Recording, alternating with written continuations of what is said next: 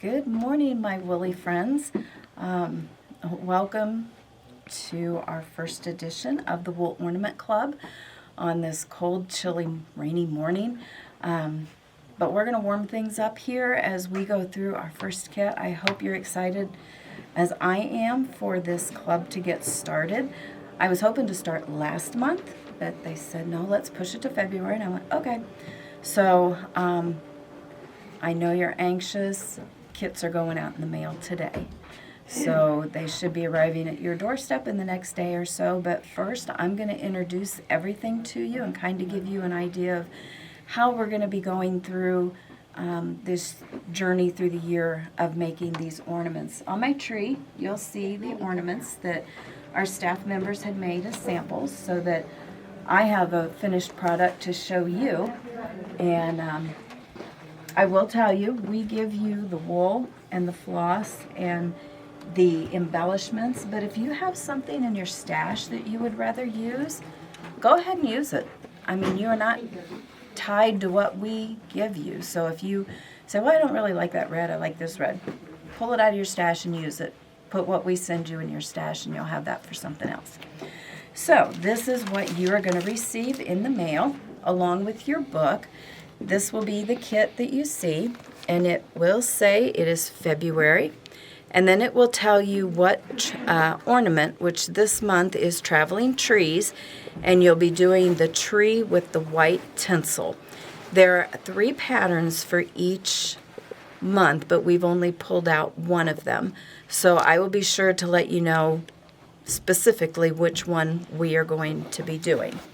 So along with this, in your kit, you're going to get your book, which has a ton of fun things to do.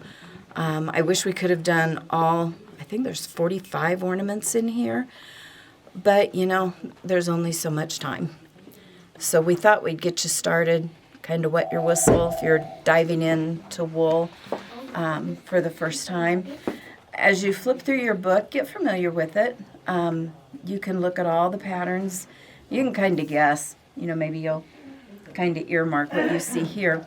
But just a few things I want to tell you. Here in the back, she will give you information on wool, applique, embroidery, and more. It'll talk about wool, your threads and floss, different notions that you can use. And there's also an area here in the back that she goes through the embroidery stitches that they would be using in the ornaments. But along with this as a resource, I have other items that I have found that are helpful, that I have used, and hope to make your journey with wool a little easier to navigate and come out with an ornament that you'll love and cherish throughout the years as you put it on your tree. So when you get your kit, you will find all of the wool. It is pre-cut. It is not the exact size that you need. I tried to give you about 1 inch more, so you've got a little bit of leeway in cutting out your pieces. So all the wool for the project will be in here. And then you will also get your floss. We're using the DMC floss. Now, you don't use a lot of floss when you go in to do your stitching. So if like next month's kit, it's going to use these 3 colors. You won't have these colors in your kit because you got them in February. So keep everything together, especially your flosses, so that you'll be able to pull them out and use them. You'll have a length of twine, and that's what you'll use to, to hang your ornament with here. So we give you 18 inches. And you can either stitch it in between your front and your back, or you can thread a needle and try to pull through. It's probably a whole lot easier just to put it in between the backing and the front. Our ornament tried to run away. And then you will have little bags. If there are buttons in your ornament, you will have them in this small bag. And you'll have to be careful because sometimes there'll be a smaller black button and a larger black button. So just pay attention to which one you're using and where it goes.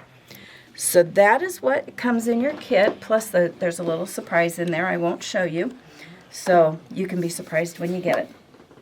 Okay, when you go to do your ornaments, if you'll look at your book,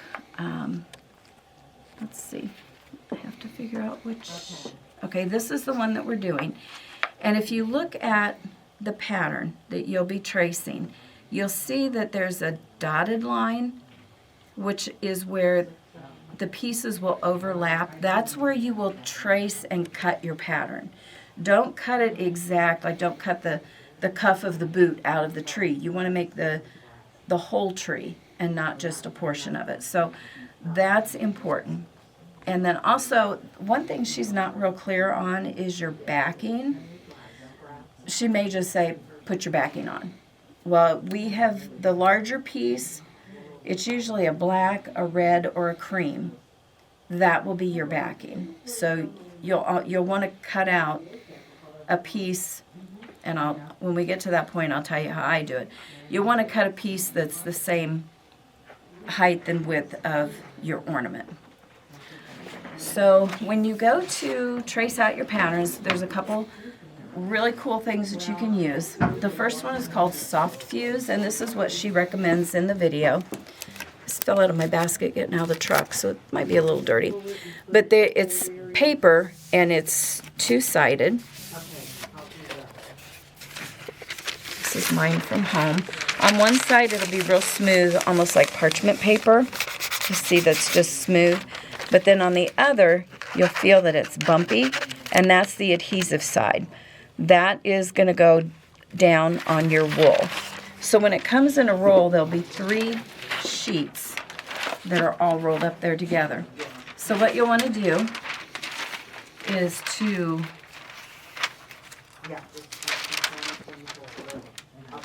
lay your paper over the pattern. And at this point, sometimes you'll be able to see clear enough. Other times, and I have used a light pad, which this is a smaller size that we have. It's 8.5 by 11, and then we have a larger one. And this is great because you can, slide it in between. It's real thin. You can slide it in between your pages, and then it illuminates it really well, so you can get down and trace out those dotted lines. So what you'll want to do is, it doesn't matter the order, but if you trace your tree, make sure you come all the way down here to that dotted line. And then you'll want to move your paper just a little bit so you've got some room in between. And then do your cuff, the leaves, the body of the boot, and the heel. So just make sure you get up there and trace around the solid and the dotted line both. Can you get that, Peter? Because then that will tuck up underneath the piece that goes over it, so it will look like one continuous piece. So once you have it traced, you'll want to cut out. Now don't cut like right on your drawn line. Don't cut on that. Just, give it 1/8, 1/4 of an inch around to where you cut your pieces of your soft fuse out, because then you're going to take that piece of soft fuse and then place it on whichever, like this is for the cuff, the white. So you'll put the cuff piece on here and you'll press it. Now, on white, I have been known to scorch my wool in trying to make sure it fuses on. The instructions say to, press, not iron, press for 3 to 5 seconds. So hopefully this would help. We've got these fiberglass nonstick ironing and craft sheets. And Grandma Ginger, who's done a lot of wool, she and I were talking about this, and she uses this all the time. She'll place it over the top of what she's fusing together, and it will keep it from scorching or sticking to your iron. So any fusible that might have come out on the edges, it won't stick to your iron and gunk that up. So this is a worthy investment for that. So once you have your fusible on your wool, you're going to cut it out. You're going to trim around your drawn line. You want good sharp scissors, because if you start hacking on it, you're going to get this distorted figure and you're going to shred the wool. So since some of the pieces are small, these would be good scissors to use. They're called perfect scissors. But you want a good sharp scissor that's going to cut your wool and not gnaw on it or shred it, because you don't want a rough edge to that. Now, on some things that you might want to make out of wool, you'll want a rough edge. So, but this one you don't. So once you have those pieces cut out, you're going to lay everything down together. Now, you're thinking, okay, but it's going to have a fusible on the other side. What I did when I started to put my pieces together, I would peel back the paper just a little bit, maybe tuck the tree down into where the cuff is, and then fuse that. It's not going to stick to your ironing board because that paper is still going to be covering the back of the tree. So you can just kind of move your papers as you go. Once you have it all fused together, you can start doing the embroidery stitches. A couple things with the stitching. There's some tools I'll show you in just a second. If you do not want to use the fusible, another product that we have is called Roxanne Glue Basted, which this is something you could put on the back of your wool piece and then stick it down. I believe this is temporary, so if you needed to move it, you could. Which, with a soft fuse, if you don't have it just right, you can peel it up a little bit, but be careful that you don't stretch your wool as you're peeling it up. So those are two products. We've got two different sizes. Our needles, we do have wool needles from Primitive Gatherings. They're wool chenille needles. I believe we've got 3 sizes. And the ones I'll be using is the number 24. So you get 12 needles for $6. That's not a bad deal at all. If you do any kind of stitching and you've heard of a needle nanny, this is a great thing because you'll never lose your needle. I told my husband whenever we get rid of our couch, I need to rip open the arm to see how many needles I've lost down in there. But these are called Zappy Dots, and this one is Always in Stitches exclusive. It has, some of you may have a pin, an enamel pin like this, but we had it put on a Zappy Dot. And it's just a magnet that you put on whatever your project is.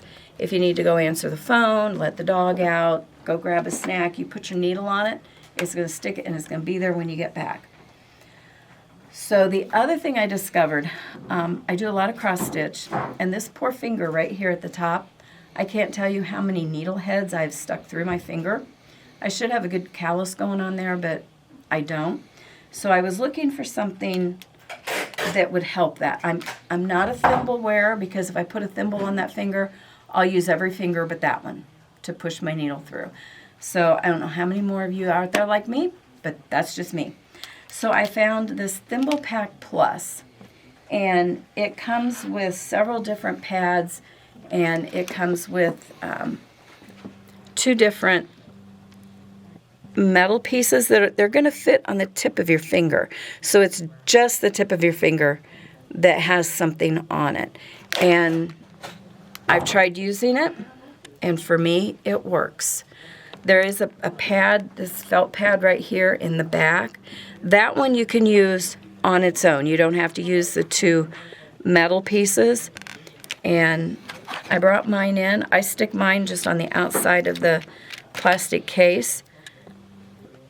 And I figure out where I push with my needle, and that's on there.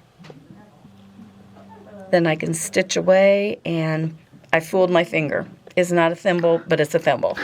So the things we have to do to fool ourselves. So those are some products here. And also we have a beginning wool kit that has got most of these products in it, maybe a few others.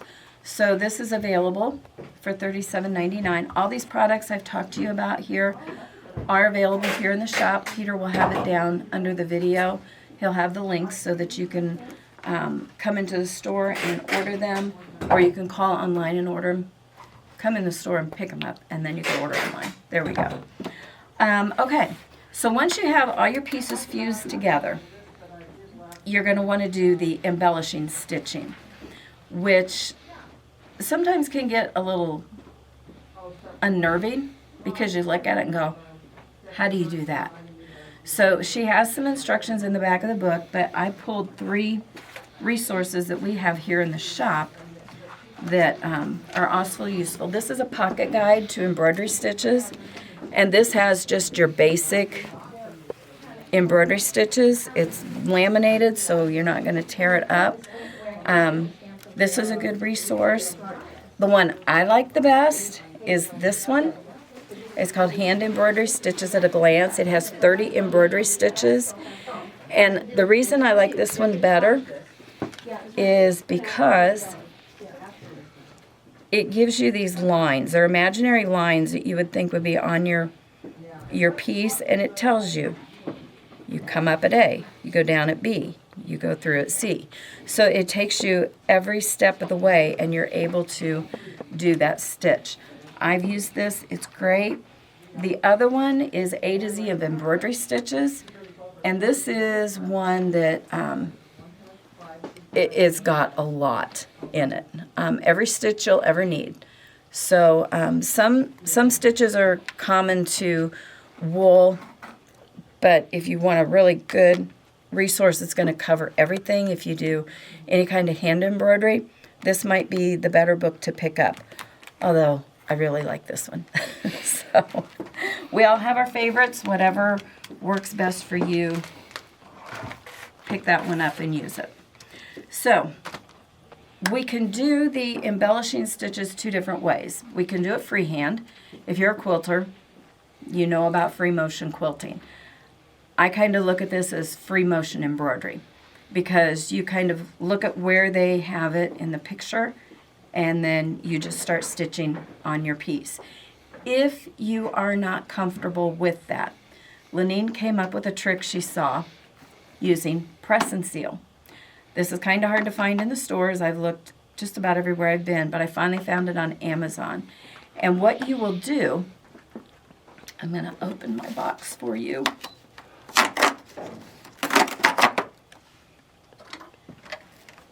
You'll unroll a bit of your press and seal. If I can find the end.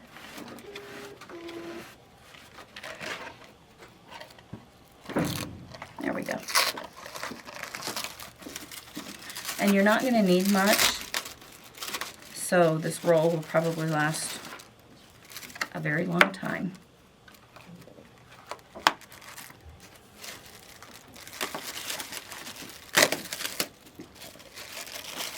And hopefully you can tear it off better than I do. Alright, so if you're going to use the press and seal, you're going to lay it over your pattern, and it's going to kind of stick to your book because that's what it's supposed to do. And you just draw, you trace over. You're still going to need to know how to do the stitch, but at least this is going to give you the right length, the right spacing between. So when I peel this off, this didn't show up real well, but I think you need to use a Sharpie marker.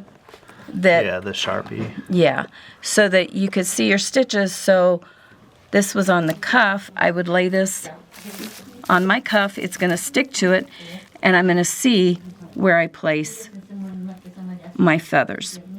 So I didn't bring a Sharpie in here, but use a Sharpie marker on this, and then when you're done with your stitching, you just gently peel this off, and it will tear off from around your stitches. So that's one of the hacks I'll give you today. I do have another one. So I'm going to show you how to do the feather stitch and the fern stitch, which they may look familiar and you may have never heard them called by their name, but I have some black wool here that I can show you how to do this, and I'm going to follow the directions in here. I'm a picture person. I do better by that. You can read the directions if that is how you learn best.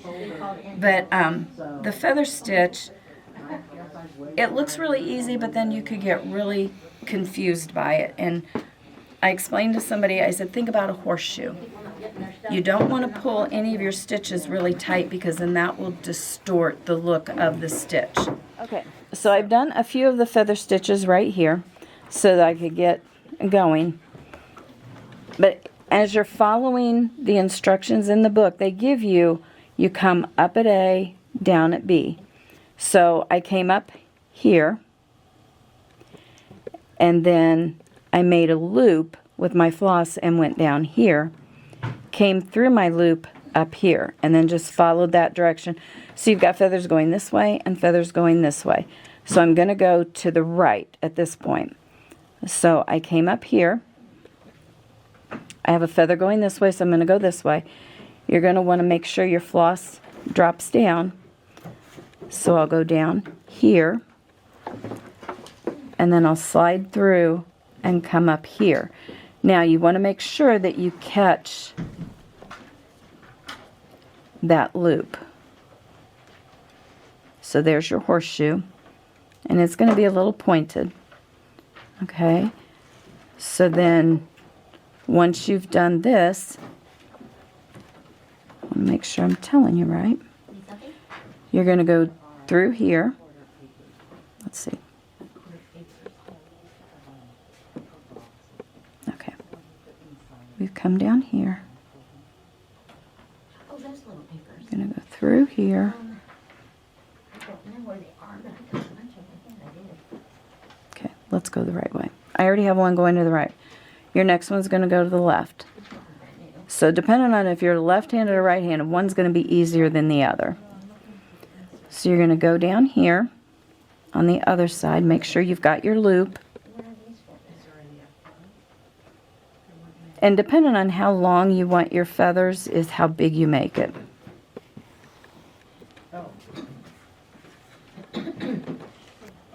Okay, so there's my loop. And then call out the letters as they are in the books. Okay. So if they're following along. This would be A, where you have come up. If you look at the page here, there's A. So then I'm going to go down at B, slide up at C, and pull through. Now, if you just gently pull, you'll see how it's more rounded. If you pull tight, you're going to get a shorter stitch and a point. You don't necessarily, you want something kind of in between there. Okay, so this was A, B, C, then D, you're going to come down at D. You got to make sure you have your loop. And then come up. What letter am I on? E. So see there, I came a little further down. So with the pieces that we're doing, you don't want the longer areas between it. You're going to want them squished together a little more. So this would be A. Go down at B. Come up at C. Pull through. You've got your loop. And get your tail out of there. I don't have a receipt. There we go. But there's no receipt with it, so I didn't know if it was paid for or not. And then E. I like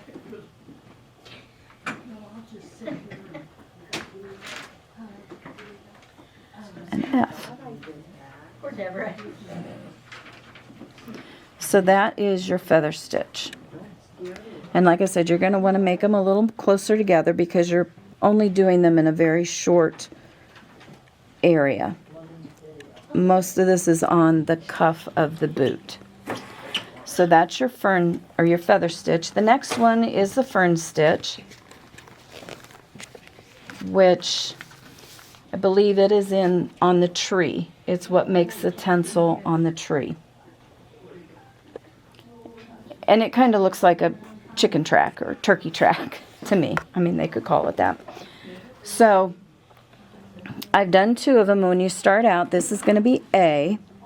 So you're going to come up at A, down at B, up at C, down at D. You're going to go through this hole several times. Up at F and down at G. Did I get all those letters in there? Actually, they keep calling this B. I just added a few more. So then when you go to make your next one, you're going to come down from there so that you'll come back up.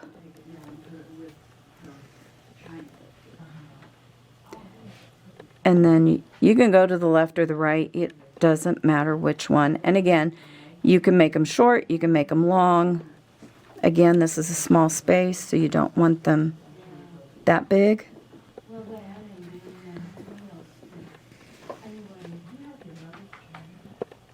then you'll come up on this side and make another turkey track. But you'll come back down in that spot probably 3 times. So now that one, he looks a little flat.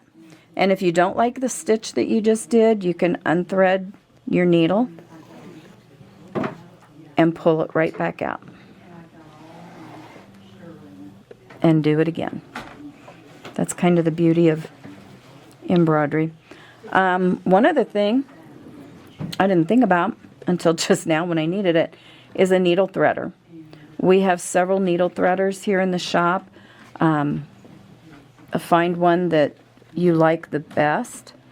So I'm going to give it a better angle here, a little closer to the main stitch, and then down. Yeah, I'm happier with that one. So in the book, it will have, your shorter pieces of tinsel are going to have less. You'll want to go ahead and have a tail. So that kind of completes a segment of the fern stitch. And you can curve it. Some of the ones on the tree, they've curved just a little bit. So it just depends where you can angle this one. Let's see. I made that one straight, so let's see if I can get one curved for you. I took a few stitches that are straight, and then I want to curve the end of it. When you did your ornament, Nancy, did you use the cling wrap? Did you draw on the wool? I freehanded. Did you practice your stitches before you did your ornament? Nope. You just went straight into the ornament. I just went right. I'm jumping with both feet. And whatever happens, happens. I like it. These are going to make, if you stay true to the up and down. If I go to this side a little bit, see, this would have been straight up and down, but I brought my needle up here, then it is going to curve. This may be too big of a curve, but oops. I didn't go right down in that spot. That's where I needed to be. So you can't break it. You just have to go for it, try it, see how it looks. Yeah, and like I said, if you don't pull your stitches really, really tight, then they're easy to take out. Well, that's nice. Yeah. So then I'll come back up here. So you don't have to be a embroidery expert to do these ornaments. No, you do not. Anybody can do them. Anybody can do them. I love that. And there you go. I mean, that needed to be over a little bit. But see, it came down and curved around. Hi, Deborah. They like making fun. They're snickering in the background. The peanut gallery. Yeah. We always have the perpetual peanut gallery always in stitches. So you can bend them. You can make them straight. You can manipulate the stitch to, work however you want it to. Now, there is one more stitch that you're going to use. After you have finished all of your embellishment stitches on here, you're going to fuse your backing over the top of all your stitches. So you are not going to see the back of your work. Oh, that's nice. You're not going to see your knot. You're not going to see all of this because you're going to fuse another piece on the back and you're going to do the blanket stitch all the way around. The blanket stitch is very easy. Sometimes I get confused on getting them started. But basically you're going to go along the very edge of your wool piece. You'll want to match your floss, or you can make it contrasting floss to whatever wool you're going around. So normally let's work it this way. Okay, we've got 2 pieces of wool that we want to go around this one. So, let's see. Make sure I don't mess up. Okay, I'm going to come up along the edge of the wool. Getting started is the hardest part. And I have things all tangled up here in the back. But that's okay. It happens. There we go. Ignore this thread. This is from the other stitches we just did. All right. So you're going to make a post. And the length from here to here is going to depend mostly on how big you want your stitches to be apart. These being small ornaments, you don't want great big huge stitches. So you've got a post. You want to keep your floss to that side. Then you're going to go back down, make another post, and you're going to want to come up right along the edge. I know this isn't good with 2 black pieces, but to come up right along the edge of that, because you want your line to cover that edge. And don't pull this real tight, because then that's going to make your stitch totally disappear.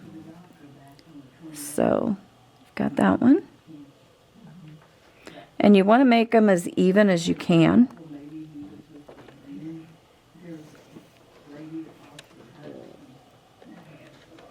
Okay, here's a hack. Some of you may have seen this little hash marks on the side of my thumb and thought, what is she doing? Who's drawing on her finger? But if you put your thumb on the stitch you just did and then go down where that stitch is and come up, you're going to have evenly spaced stitches. So, have you ever seen anybody that had that permanently tattooed on their thumb?